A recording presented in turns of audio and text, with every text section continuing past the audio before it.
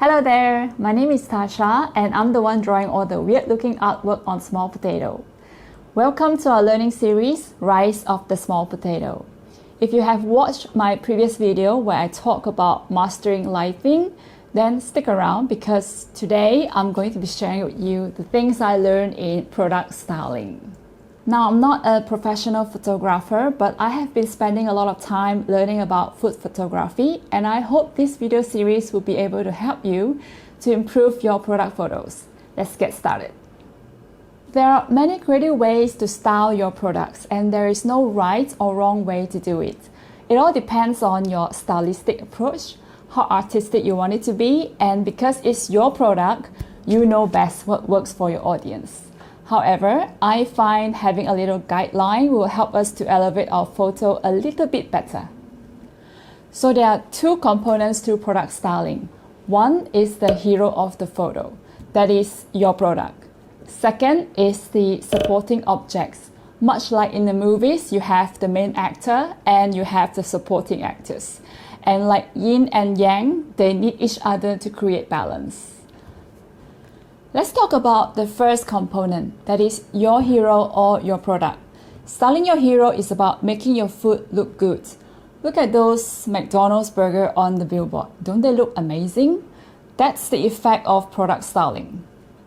They make sure each layer in the burger is visible, the patty is juicy, the lettuce is fresh, and the cheese are melty.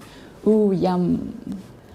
So if you're selling kombucha, for example, pour it into a glass, fill it with ice, and garnish it with fresh mint or fruits. You make people thirsty just by looking at your photo. Or if you're selling cakes, perhaps cut a slice and show off those gorgeous layers of delicate cream and cakes. Or get a few family members to join in the photo shoot to tell the story of a birthday party where people are enjoying a cake together. The second component would be the supporting objects or the supporting actors. There are three elements in this component: story, mood, and props. Let's start with story. Remember the example of the birthday party I just talked about? That's a story. Say if you want to promote freshly baked breads, how would you tell that story? Or if you want to tell people that your cookies make people happy, what would the photo look like? So before you even style your hero, think about the story you want to tell.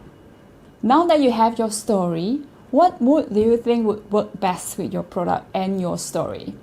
Mood are things like colors and the ambience of your scene. Think about what color goes well with your product. If you like a very feminine look and romantic look, perhaps the whole photo can be different tones of pink. Or if you like something mysterious and masculine, set your scene to look dark and moody. Mood helps set the environment or ambience that would help tell your story. For example, if you are selling macarons during Valentine's Day, you can make your photo look dreamy and romantic. Or if you are selling daily home-cooked meals, set a cozy, homey scene to tell your story.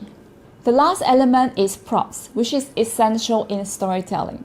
Props can be anything: flowers, extra plates, kitchen towels, cutleries, etc. Keep in mind to only use props that are relevant to your product and to your story. For example, if you are taking photos of freshly baked cream-filled donuts, perhaps use props like a cream-filled piping bag and place donuts on a cooling tray to show that it's freshly baked. If it's chocolate flavor, scatter chunks of chocolates around. If it's strawberry, place some fresh strawberries around the donuts. As long as the props you use are relevant to your products or ingredients, your photos will surely turn out great. That's all I have for today. For the next episode, we will be talking about composition, so make sure you stick around. If you took some photos following our little tips today, tag us and post it to our Facebook group. We love to see them. Till then, take care of yourself, take care of others. Bye!